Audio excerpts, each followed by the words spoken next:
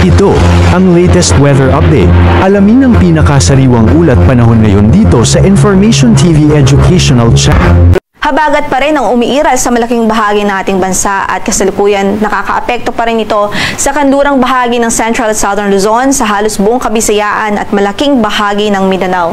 Inaasahan nating magdudulot pa rin ito ng mga pag-ulan within the next 24 hours sa halos buong Kabisayaan, Northern Mindanao, Caraga Region at generally maulap din ang papaurin at may tsansa ng mga pag-ulan at pagkidlat pagkulog dito sa Kamaynilaan at mga karatig nating lugar tulad na lamang ng Pangasinan, Zambales, Bataan, Tarlac, Pampanga, Bulacan, Cavite, Batangas at maging ang Mimaropa region. So yung mga pag-ulan dito ay dulot pa rin ho ng habagat o southwest monsoon. Sa natitirang bahagi ng Luzon at natitirang bahagi ng Mindanao ay maaliwalas naman ang ating papawirin doon, pero hindi pa rin natin inaalis ang tsansa ng mga thunderstorms o pagkidlat pagkulog dahil unstable pa rin ho ang ating atmosphere sa mga nabanggit nating lugar.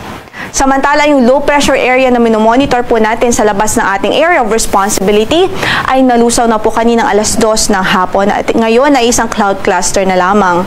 Maliban sa cloud cluster na yan, sa labas ng ating PAR, meron pa po tayong minomonitor na another cloud cluster east of Luzon din ho.